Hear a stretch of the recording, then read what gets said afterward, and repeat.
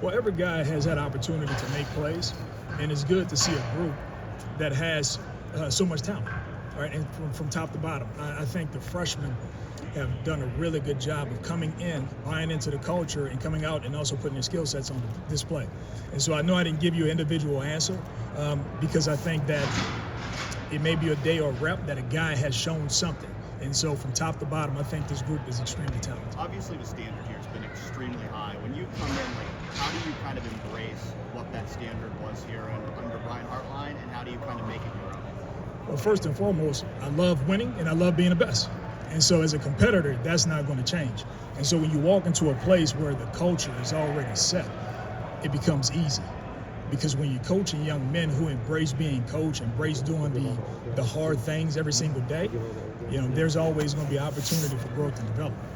What's it like to inherit a guy like Jeremiah? It's a blessing. I'm grateful. I'm thankful.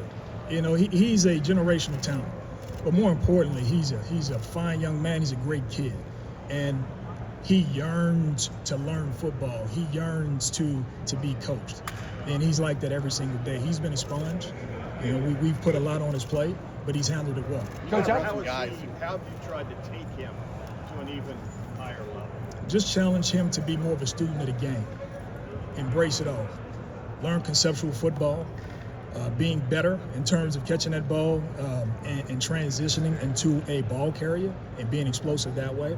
And it's shown. And so I'm excited to see how he continues to grow. You've been around some good talents, obviously, before you coached good talents. Have you been around somebody like that with his work ethic combined with that physical talent? Well, I've been around guys who work at a high level, who are extremely competitive. What makes him different, he's probably the most physically blessed guy that I've coached. To have his length and size, he's almost 230 pounds. One day I was doing a drill with him and just kind of bumped into him. He damn near ran me over. So, when you got a guy that's just a physical freak, and he's just skilled, right? And so it's once again, I'll say this plenty of times, it's truly a blessing to coach him. What did you were talking about there with transitioning into a ball carrier after you make the catch? Jeremiah said that's been a huge emphasis this spring. What was your assessment of this, of that skill level in the room when you took it over, and how much are you? Well, we're very explosive downfield. There has to be more opportunities to catch and carry the football. And so we have to be able to be explosive on all levels, first, second, and third. So we catch a 6-yard hitch, we have to be able to take it to a house. We catch a dig, we have to be able to take it to the house. And that has to be our mindset and mentality, that every time that we touch the football, we're going to score. And so what I've tried to do is add a little bit of personality to the room. Sometimes, man, they so serious. And so I'm like, look, the game of football is meant to be fun. And there's going to always be a time and place where the focus has to be laser. But also we have to embrace every single day and know that the game that we're playing is a blessing. Man, there's so many things that's going on in the world, man, and that can make you think twice about what you're doing. But when we step in between these white lines, you have to really embrace that moment and opportunity and just live in the moment. The need for the run after the catch, was that something you targeted on early? Was that something Coach Day said we need to work on? Where did that? Well, it's a part of my personality, just in terms of like who I am and what I've coached over a number of years. And it was something I felt like we can improve on. And so when I came in, Coach, ironically said, hey, this is an area where I can feel like we can improve. And so I felt like it was right in my wheelhouse. And the guys have done an outstanding job just embracing that mindset and mentality. And it showed up. It showed up in practice. Cortez, Brandon Innes is the veteran of this unit. He's the vocal leader of this unit. How crucial is he? And have you seen steps that he's even raised the level of his play? Yeah, well, first, he has a infectious personality. He's a natural leader. He's a captain for a reason. And because of that, the guys are willing to listen and also follow his lead. And he has put it on tape. All right, his actions they have aligned with his words. And it's good to see. And the things that we needed to continue to work on from just over the last couple of years in terms of his progress and development, he's really been intentional on embracing that and doing it. And your impressions of Chris Henry? Talented, but he's young, right? Like all of the young guys, they have a lot to learn, but he's done a good job and just trying to get him to truly play, at a high level, with urgency and playing fast, but he's so efficient and smooth, and he has the length and ball skills, and he's extremely talented young man. But he still has to improve every single day. Two more guys. When you have somebody as gifted as Jeremiah, what can you do to at least physically get him better, improve him, or is it more of a mental thing?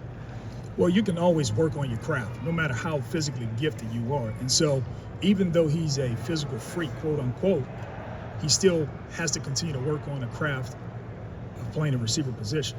He still has to continue to develop to being a route runner. He still has to learn to be physically dominant, which he has, but there's always an area where we can ascend and continue to climb. And so I've really challenged him to do that, What was like your truly view? be dominant. What was your view of Ohio State from where you came from, et cetera, that background, and how has it, shaped up or whatever as far as since you've been here from the standpoint of the program, the facilities, et cetera? How's it lived up to that thought? Well, I've always respected and admired this program because of the rich tradition and culture. But when you walk into the building, you truly start to understand why this place has been able to sustain this level of success. Yeah. You know, what Coach Day has done in terms of really creating the culture and the brotherhood, and also coming from a space of tough love, it's been fun to embrace. It's been fun to embrace because what happens is I was able to step in that room and keep it rolling. And was that a brave step by you as you look back on? Because you can write your ticket a lot of places and stuff. Why did you want this challenge? Man, this is the place to come to. Hey, when Hart left, you kind of look like, okay, that room is loaded over there. And when I got the phone call and had conversations and communications, I could see myself as a fit here. Yeah. And so it's even better than I would ever have imagined. When you talk about Jeremiah, I've said along many times, I'd love to have been Jesse Owens' track coach. You know what that means? Mm-hmm. Just to fine tune. Is that what you feel like you're working with a super graduate student in case of him? How would you explain that in layman's terms? Well, and you got to look at it, it's all relative to who the individual is, right? And so when you got an extremely talented guy, it's no different than the greats. When you look at Michael Jordan and Kobe Bryant and the guys, the LeBron James who've played the game for a long time and they're truly elite, they're always finding something to work on, right? If they have an area of deficiency or weakness, they're looking to improve in that area, and he has truly embraced it. Cortez, why are there so many guys talking about Brock Boyd right now? Because he's made plays when his number has been called, right? And he's a great, what makes Brock truly a good football player is his football IQ first and foremost. As a young guy, he's truly instinctive and he understands conceptual football. You can tell that he comes from a family. His dad is a high school football coach, and so he comes from a family where they live, eat, and breathe football. And so he understands the game like he's a 3-year college student, like he's been here a while. And so he's been really fun to coach. Was he on your radar down there? Was he on your radar down there before you came up here? I knew exactly who he was. Yeah. But you always get a different perspective when you get to actually coach a guy and see the redeeming qualities and the traits that have nothing to do with a physical skill set that makes a kid different. And that's him. Now, make no mistake, he has some physical gifts, but his toughness, his football IQ has truly helped him really catch the eyes of a lot of people. Devin McEwen and Kyle Parker, what was it about their games that you wanted to bring them into the program? What have you seen from those guys? Well, first and foremost, experience. You're just looking for a couple experienced guys who you feel that can come in and embrace this culture, embrace the competition, and really can embrace the coaching. They understand what it takes to be the best and to play championship type football. And they got their own skill sets. KP brings a mindset of physicality, really tough with the football, high football IQ, very versatile. And Devin, man, great. Just a great kid, man, extremely coachable, wants to be great, but he has elite speed. And if you watch this tape, when he gets the ball, he is truly exceptional in terms of accelerating after the catch.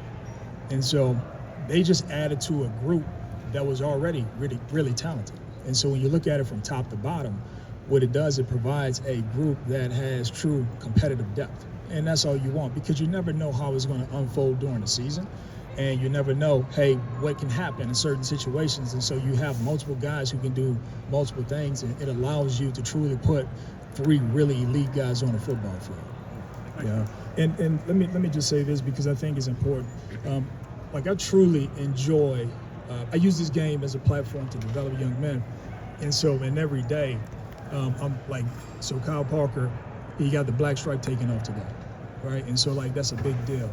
And so, you know, when I step in between his white lines, I think about the guys that I've coached before, and a guy like Kyron Lacey, who was like my son, right? And so, you know, when I walk out here, I want to make sure that I honor his name, and I do whatever I can to help every individual in that room. And to see KP, who was like a brother to Kyron, earn that, you know, taking that black stripe off, man, it was really just fun and heartwarming to watch, because I know that dude will be smiling for him, right? I can see them dancing in the corner and celebrating, and it's days like today that truly lets you take the perspective of being thankful and grateful to be in this position to coach this job. Thanks, Coach. Thanks, Coach.